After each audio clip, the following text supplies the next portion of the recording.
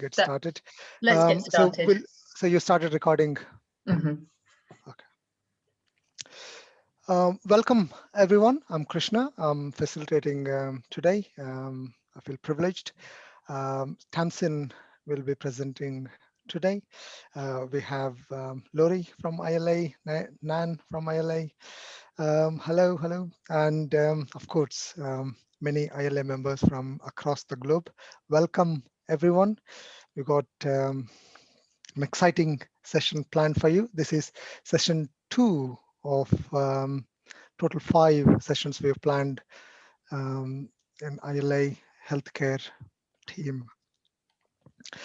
So let's get started with, have you heard about the famous anecdote about the American bank robber in 1930s, Willie Sutton? Krishna, Yeah. Before you get really started here and into your story, I just want to remind people that convention registration is ready online now on the ILA website. We are adding the final touches to the schedule today on the program at a glance. So you're all welcome. We'd love to see you at our first, excuse me, our first virtual convention. Thank you so much. I won't bother you again. Fantastic. We're going to make that announcement again towards the end of the session. So where was I? About the American bank robber, Willie Sutton, in 1990s. After a series of bank robberies, he was finally caught, and the judge asked him, "Why do you rob banks?" Sutton replied, "Because that's where the money is." Well, if you translate that question to why ILA, the answer, of course, is that's where the listening knowledge is. That's where you're going to learn lots about listening. The ILA just does that. We support individuals and groups that work to advance listening practice, training, and research worldwide. And we provide members with opportunities to learn, teach, inspire, and collaborate. So if you aren't a member already, join in and benefit from this lovely, friendly, and very clever community. That's about ILA. Let's move on to Tamsin. Tamsin worked as a physiotherapist for 10 years before retraining as a coach, trainer, and workshop facilitator. When a friend of her introduced her to clean language, it wasn't long before she was hooked. Here was a respectful way of asking questions that helps people feel heard at a very deep level and encourages them to think for themselves. These questions can also be used to bring attention to the metaphors that people naturally use to describe their experience, bringing a resourceful and richly creative quality to their thinking. Tamsin has combined the principles of mindful awareness with exploration through metaphor using clean language questions to create the listening space, a new approach to listening to yourself and others that can be powerfully transformative. She is author of 2 books, The Listening Space, A New Path to Personal Discovery. New edition is now available, and Captured Moments, poems inspired by a listening space. That's about Tamsin, and she is our presenter today. She's going to talk about Tamsin. Take over. Thank you, Krishna. So I'm not going to be talking about the listening space today. I'm going to be talking about the drama triangle, because I think it's so relevant to our ability to listen, whether that's in a clinical setting, personal setting. But before I do so, I wonder if I could just get a show of hands from anyone in the last week, maybe 2 weeks, that found themselves getting frustrated with somebody else. You know, annoyed. Anyone who's found themselves giving themselves a hard time over something? Anyone who's reacted in a way that they perhaps later regretted, even if it was just a little bit. Okay, so would it be fair to say that those are fairly universal human experience, common human experience? And likely as not, when those situations happened, there was an element of drama happening for you. So what do I mean by drama? Drama, when I say being in drama, I'm referring to the drama triangle, which was created by someone called Stephen Cartman. And it has its background in transactional analysis, but I really like it because of its simplicity. And so what I'm going to be talking about today is its relevance to you as a listener, whatever that means to you in your work or your personal life. So the drama triangle has, just actually out of interest, is the people already use it, have come across it as a model? Yeah, so familiar to some. So what I talk about today may be familiar to you, elements of, but maybe connecting it in a slightly different way. And this is just the way that I approach the model. So this model suggests that when things aren't quite working the way we want them to, there's likely as not one or more of three roles happening for us. Persecutor, pointing the finger of blame. If only she was more resilient, he was more competent, they were more compassionate. If only it's that pointing the finger of blame. Somebody or something else is at fault. Rescuer, sort of leaning in can I just suggest, have you thought about going in to help, excuse me, to rescue? Actually, I'll talk about the difference between rescuing and helping. But rescuer, can I just suggest, have you thought about, would you like me to? It's that kind of either inner dialogue or what you might be saying outwardly. Persecutor, rescuer, and victim. Poor me. Disempowered. If only I was in some way better. So it's quite different qualities to them. Victim is a sort of experience of helplessness. Persecutor points the finger of blame. Rescuer comes in, not necessarily invited. And so being in drama, or what I refer to as in drama, means that one of those roles may be to a greater or lesser extent playing out for you. And it's just a model of awareness. Doesn't resonate for everyone, but it's quite nice because of its simplicity. And it usually arises because we experience some discomfort in some way, either seeing discomfort in others, making us want to make it better for them, experiencing discomfort in ourselves, or wanting to pass it on to somebody else. Kind of an indication of a bit of a threat response happening. And if we look at that threat response as a continuum from, if you like, calm to threat to fight, flight, or even freeze, drama sits towards this end of the experience, from calm to threat, from calm and connected to self or connected to others.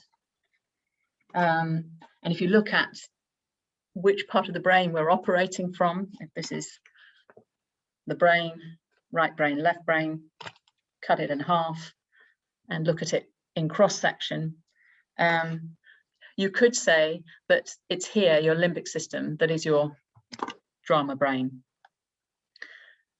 From this part of your brain, things are seen as right and wrong, clear rules, good, bad. This is your survival, if you like, part of your brain. as opposed to the prefrontal cortex. And I know this is a very simplified way, an oversimplified way of seeing things. But as a model of awareness, it's kind of thinking, okay, if I'm in drama, likely as not, or if the person I'm with is in drama, likely as not, they're operating from their limbic system. Fight, flight, or maybe even freeze. There to keep us safe, can be our best friend, and can also be our worst enemy, because it's about the perception of threat that generates those threat responses. So the threat may be real, and it may not be. So far, so good. Kick in with any questions, any thoughts along the way. So drama, fight, flight, freeze. I should, I have to, I ought to, I must is the language of drama. You should, you have to, you must, you ought to. It's all the language of drama, limbic system thinking, as opposed to I choose to. What do you choose? It has a very different quality to it. And at this stage, I just want to say, I think that there's a difference, or my way of explaining the difference between rescuer and rescuing and helping is that helping is choiceful on behalf of the person who is doing the helping and the person who is receiving the help. That has a very different quality to rescuing.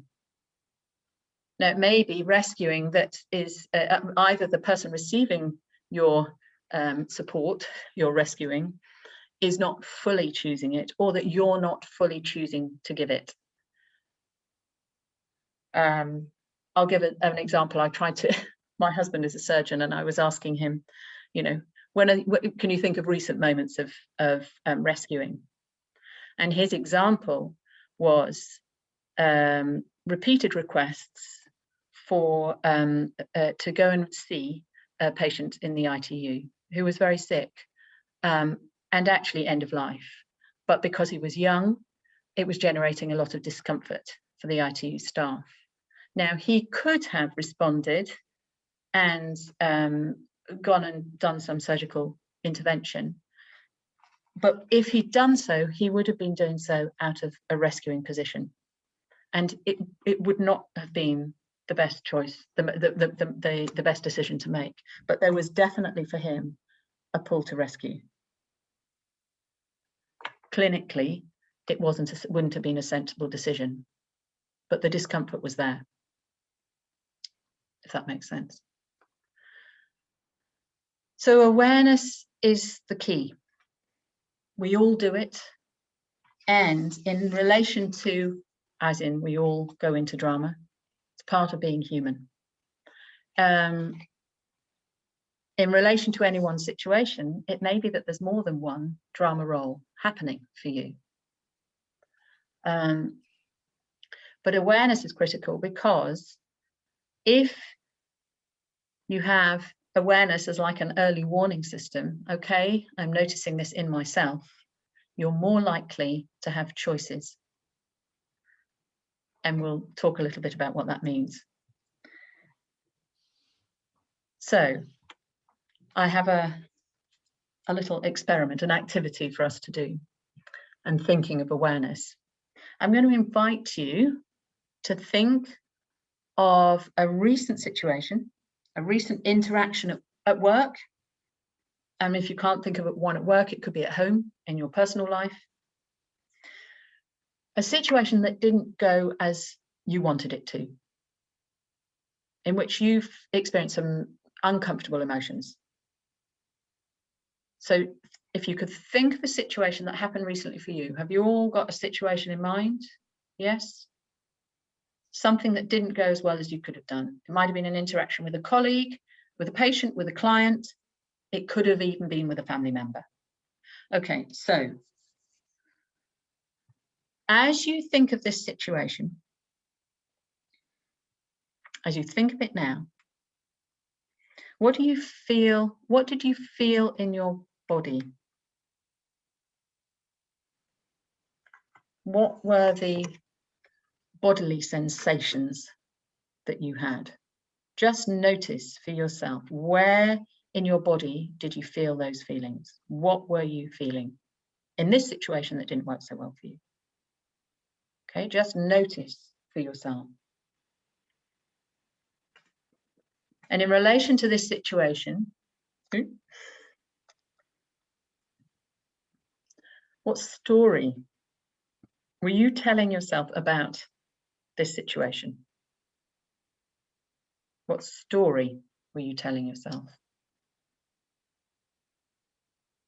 And thinking of this situation, what were you thinking about yourself?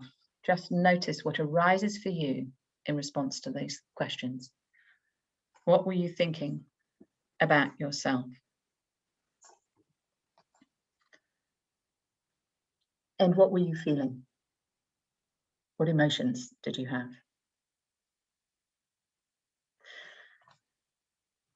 And as you think of this situation,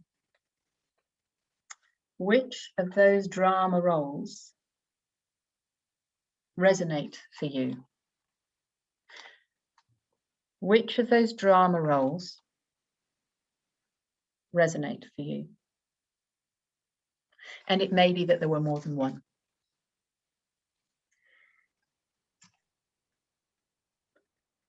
And I'm going to just invite you to step aside from that situation, to step back from it, and ask yourself, is the story that I was telling myself true? Or is there a different story available to me? Is the story I was telling myself true, or is there a different story available to me? Okay, so I'm going to invite you to come off mute and just share what did you notice as you reflected back on that situation? Laurie, you're smiling. Sorry, I can really resonate with what you're sharing with us today. The story I was recalling, it was recent. It was with faculty at my job. Yeah. And they work in the hospital. They're clinicians, they're providers. Yeah. Some of them do heart surgery. But my frustration that was coming up was telling me a false, it was a pseudo story about myself and the situation. And I find that when I take a deep breath, if I breathe in all the way into the deepest part of my stomach, I can actually see a different story. Lovely. Should we? That's a really nice thing. And actually, shall we just let's all try that now, because that's a really nice,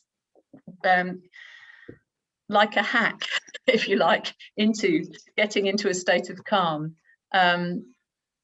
in the moment that you find yourself. I think it's useful to think of, okay, drama, it happens for all of us. There's in the moment drama, end is after the event. In the moment, we don't always have the bandwidth to do much with it other than notice. And it's the noticing that is key. After the event, there is more time to do some unpicking. But in the event, that sort of internal press pause, okay, and how can I just... So I'm going to just invite you all to do a particular type of breath and just see what you notice, okay? So just breathing away in your normal way. And in a moment, I'm going to invite you just to do a deep breath out from your normal breathing, a long, slow breath out. And you can hold the out breath if you want, and then return to normal breathing. And again, in your own time, from normal breathing, whatever that means for you, to doing a long, straight into a long, slow breath out in a way that feels comfortable for you. And you can hold the out breath if you like. And coming back to normal breathing. What did you notice? Any noticings with this slow breath, deep breath out? Any noticings? No? Laurie?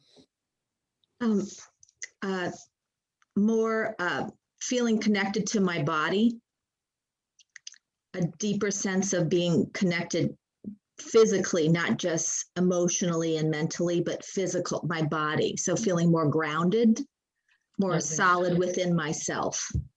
Lovely. Anything? It helps me think better when I get to that place. Lovely. Anya, what did you notice?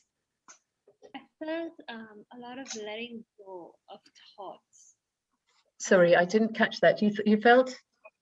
I felt like I was letting go of thoughts and feelings. Like I was just breathing it out, and there's a lot of letting go. Because when I was thinking of this scenario that happened today, I was in no way going to compromise. But yeah, it just allowed me to just let go. Lovely. Thank you. And any other noticing, Wayne? You're on mute, Wayne.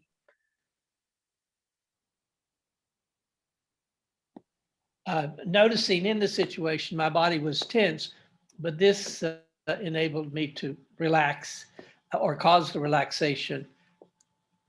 Lovely. It's the emphasis on the out breath, I think, that can be really useful. And the reason, there's a physiological reason for that, because a deep out breath stimulates parasympathetic nervous system, or it results in parasympathetic nervous system firing, which is your calm, rest, recovery part of the autonomic nervous system. Because we have parasympathetic nerve, and as many of you probably already know, but we have a lot of parasympathetic nerve endings deeper down in our lungs. So a nice thing to do, Laurie, when you notice that you're in drama. Lovely. So any other noticings as you were thinking back on the drama situation? Any things you noticed in your body? Did you have any particular sensations? Any noticing of story that you were telling yourself? Were you able to access a story? Yes, no? Who had a story that was available to them? Yeah. Not always available. Krishna. I know, I said Jana had a hand up. Jana, yes. So you had a story. I was able to change the perspective and to tell myself a different story from a different perspective, not from the victim, but from actually any other of the three roles. Mm. And also two different stories at once. Yeah. By giving yourself that opportunity to consider what other stories might be available to you. Lovely. So most of us, well, we will all have some drama sign, if you like.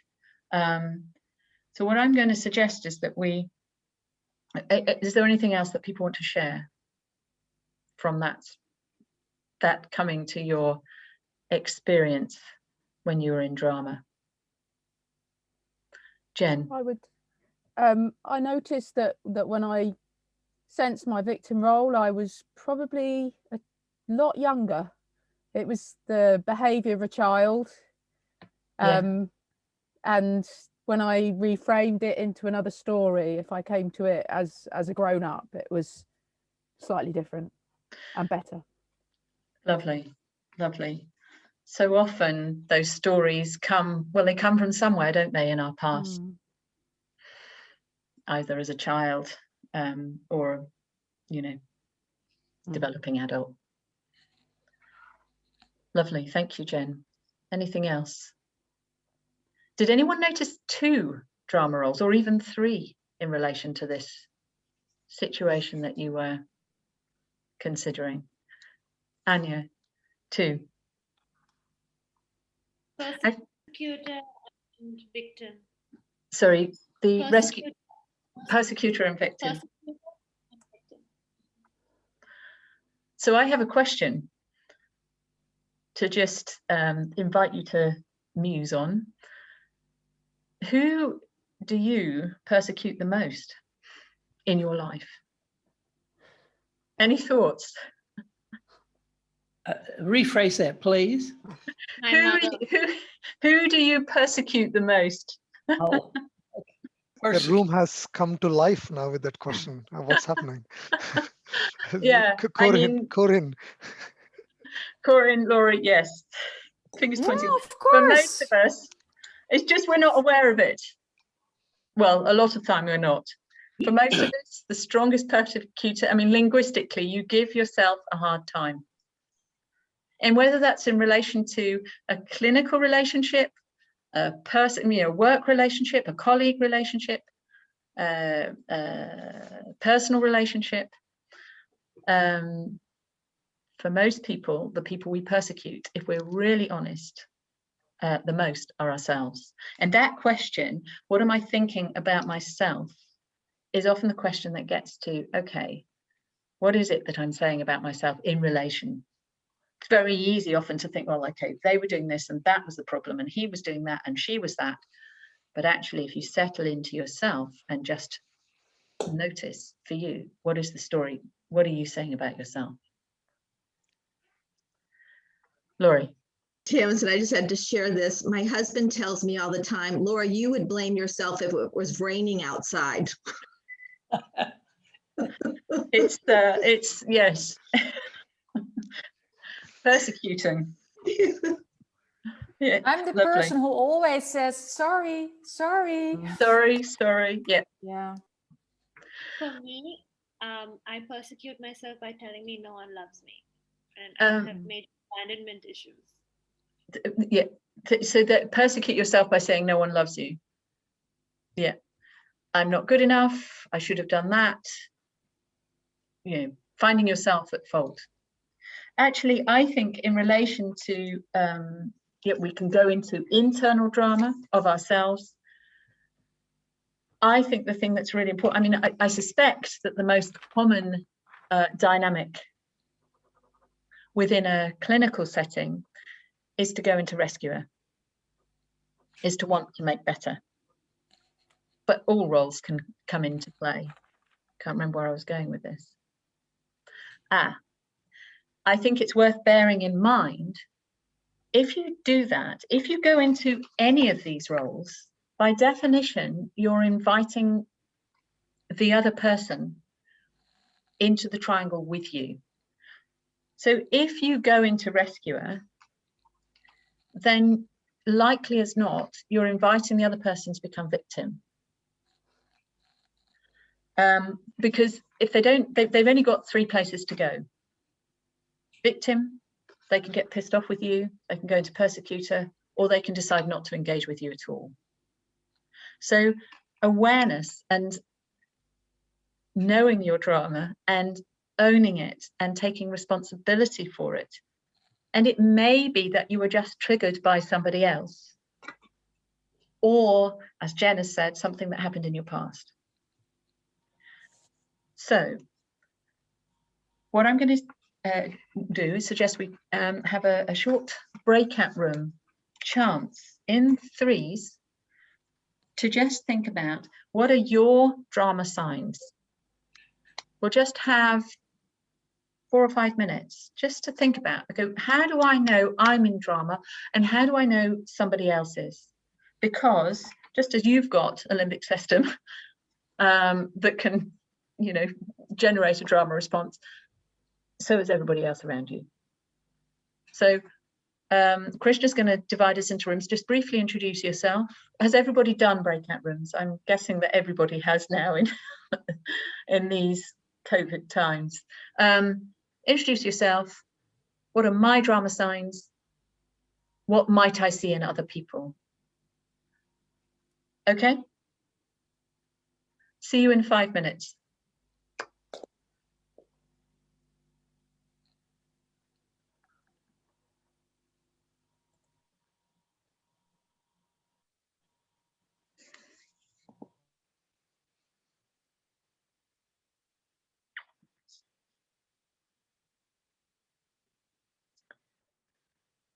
Krishna, are you able to see whether anybody's not got someone with them? You're on mute, actually. I'm changing the participants in your room to different rooms. So there are 5 rooms of 3 and 2 rooms of 4. So that's Okay. good.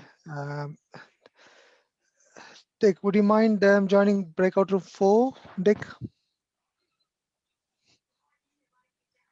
Or he can stay here, whichever. Okay. Right. Sharon.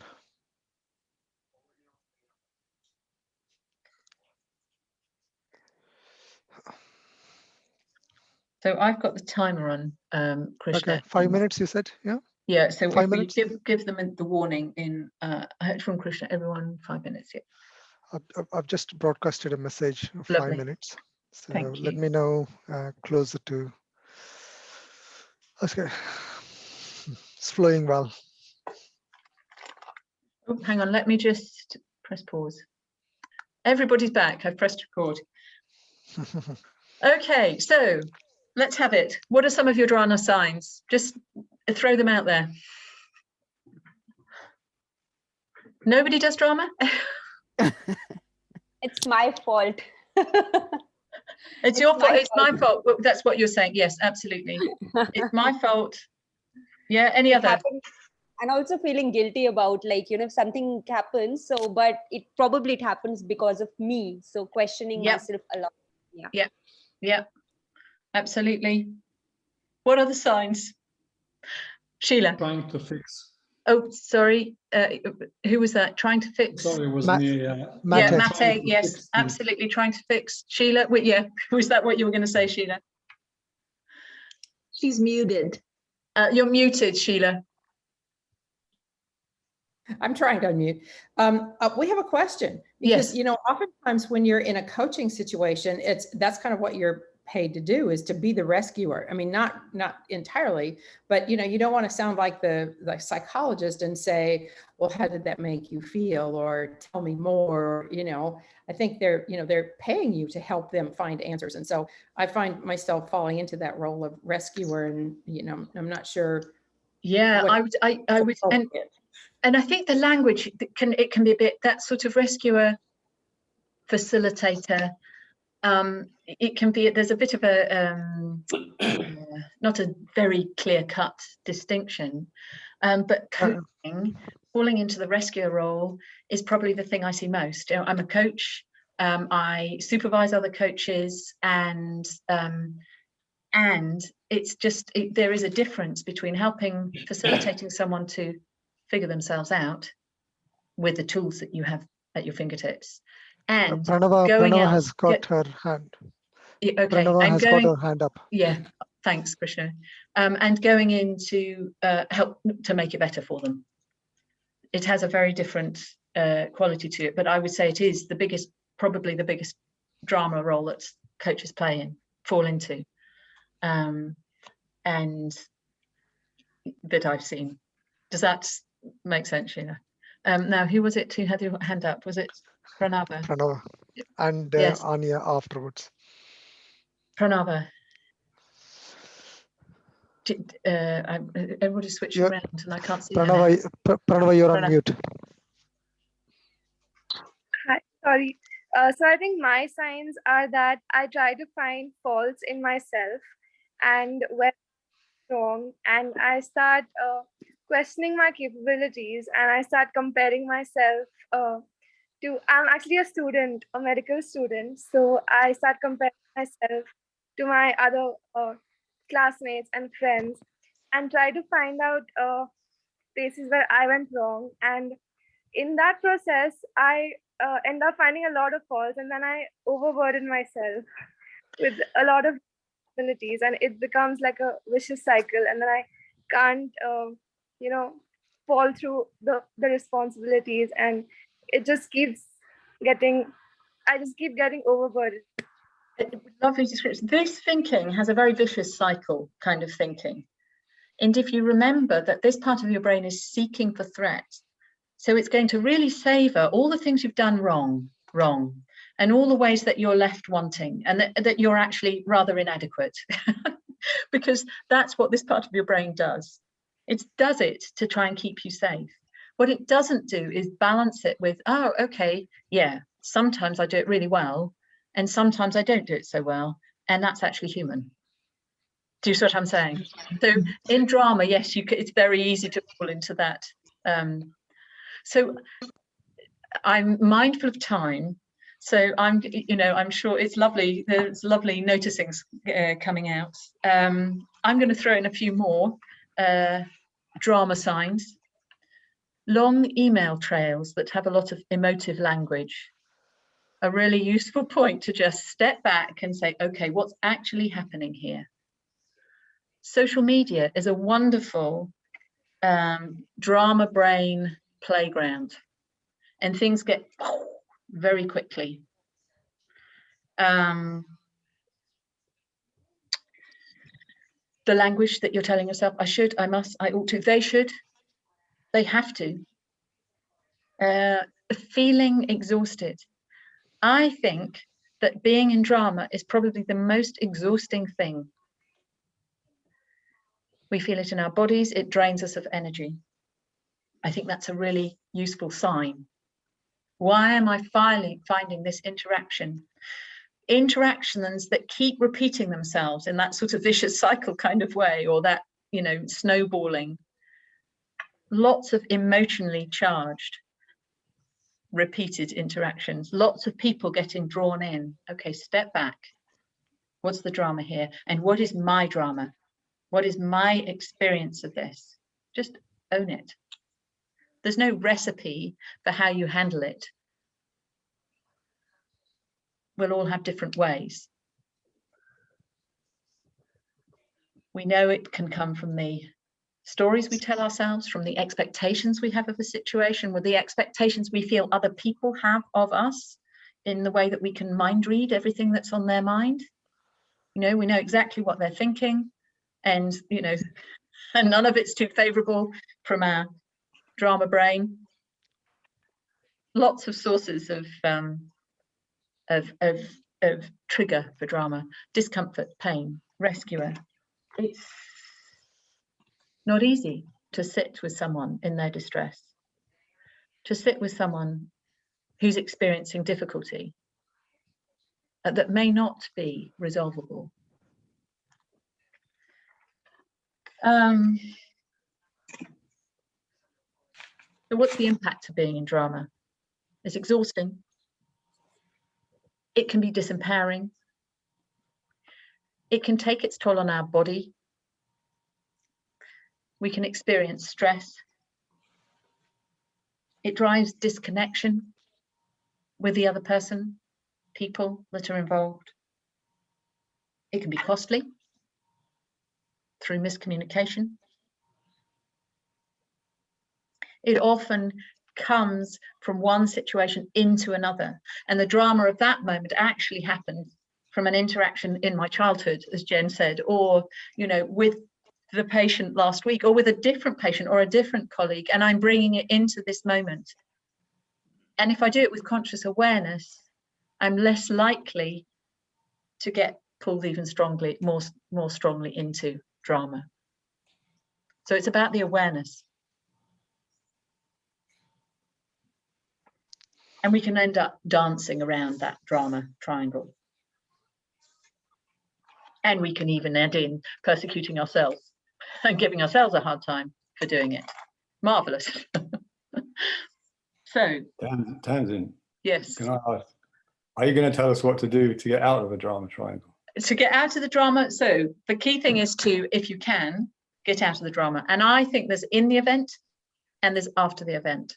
So I haven't got time to give a full recipe, but I think there are some really useful tips, or a full repertoire of things that might be available to us. And I think the first one is notice, first and foremost, and do some kind of press pause.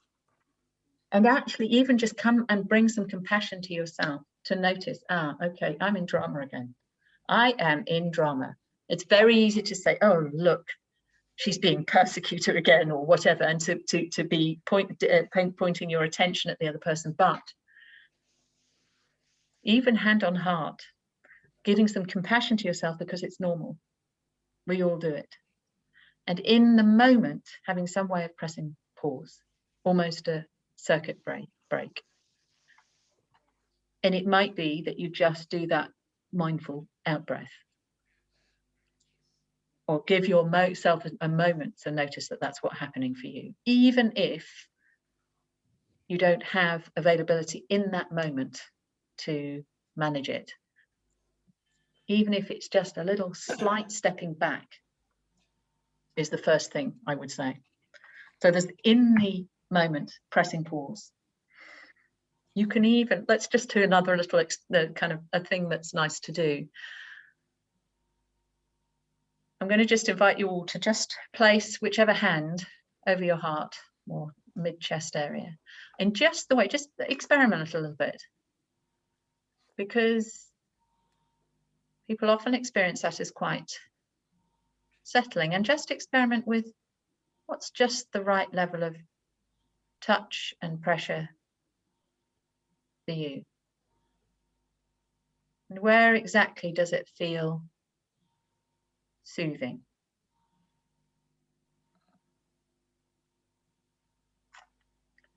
Are you all getting a sense of calming that comes with that touch? So now I'm going to suggest that you just rest your hands on your lap and imagine your hand going to your heart and feeling that imaginary pressure, touch that's just right for you, that feels settling.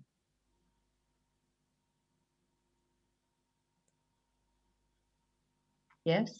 No? So you don't even have to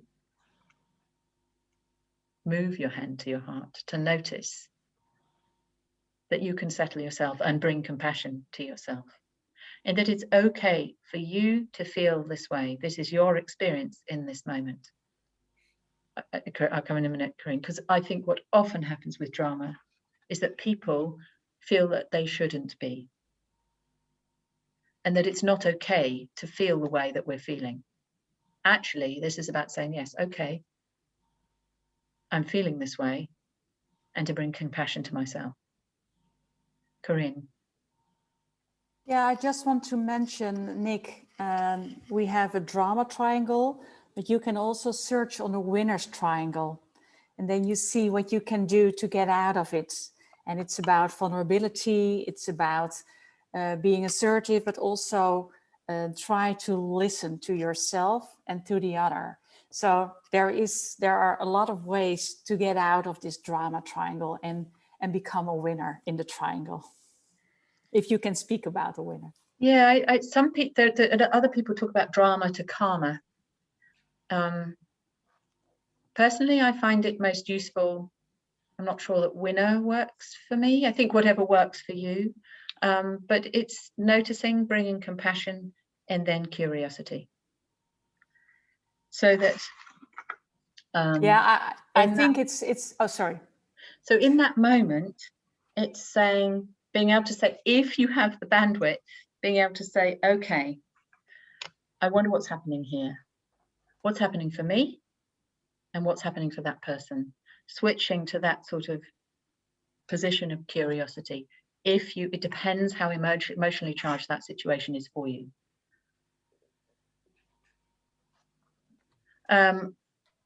Would I consider it part of psychological safety? I'm not quite sure. It's about keeping you safe, yes, if that's what you mean, but perhaps we can bring that as a question at the end. So if you could hold that. Press pause and get curious if you can. I wonder what's happening here. And actually press pause might be, I need to think about that. Can I get back to you? Is knowing that not all situations get solved. This situation might not be solvable right here, right now. So having some way of stepping aside. After the event, I think that what really helps is having some way of expressing. because it's a way of saying, okay, this is happening for me. It's a way of connecting to your experience, acknowledging it, because you need to do that in order to own it. What you do beyond that, we're not going to cover today, but what we're going to look at just briefly now is what kind of expressing is helpful in order to drama dump, for want of a better expression. Some people find that that's journaling, that's talking to themselves, that feels the most resourceful, the safest way for them. I think if you're going to be drama dumping to somebody else, I have a metaphor for listening that I think really helps in those situations. And I have a metaphor that some of you may know, it's a welcome mat. And this welcome mat, when you're asking for from a friend, from a colleague, to be able to download your drama, to drama dump, having a space where, and I have a full welcome mat that when I'm running a workshop in person that we put on the floor, when you're entering that space, both you as the person who's talking and your listener, if you can both wipe your feet on that welcome mat, and in so doing, you wipe away any desire to fix, change, analyze, interpret, you're simply accepting all the thoughts, all the feelings that you may have, and your listener is letting you rant, whatever it may be, without trying to fix you, without trying to put perspective around the situation. Because if you're listened to in that way, chances are you'll find your own perspective once you've had a chance to download. So listening in a way that you're both wiping your feet on the welcome mat, that it's going to be kept confidential, can be enough for you to unpick your drama and to look at a more resourceful way of managing that situation going forwards. And we're going to have to stop there. I've probably got time for 2 questions or noticings before we finish. Wayne has got a question for you. Wayne. Well, I think you covered what I'm saying, but if I'm in the situation and I'm becoming aware of the item that's causing my problem, whether threat or whatever, it would seem that I would want to move quickly to becoming an active listener to the other person. Yeah. Incorporate those skills by becoming aware, as you've suggested, and then say, absolutely, get back to active listening. Absolutely. So to be able to get curious and I wonder what's happening. Yeah. Tell me what's happening for you. Lovely. Yeah. As an in the moment, how can I move from my drama to getting curious? Lovely. Thank you, Wayne. Any one more thing and then we better finish. Corinne, you had something to say earlier.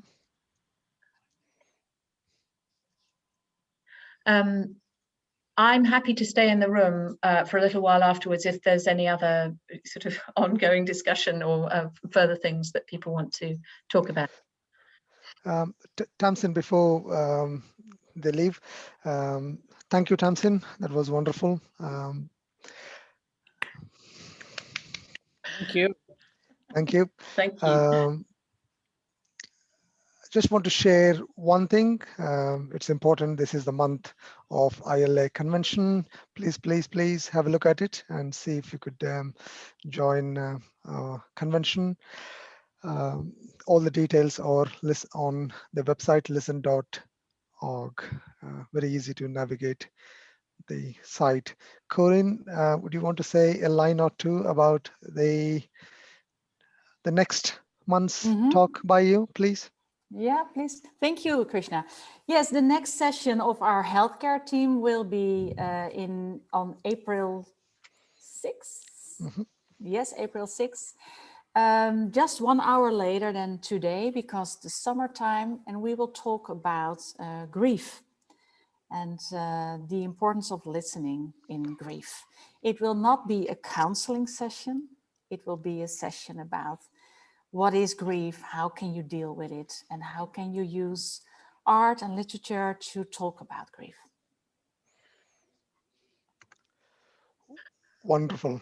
Thank you, There is Corinne.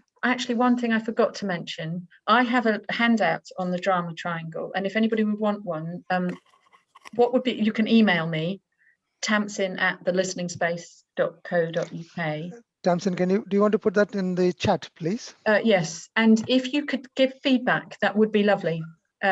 From, email me with any feedback. Be very much appreciated. I'll put that in the chat.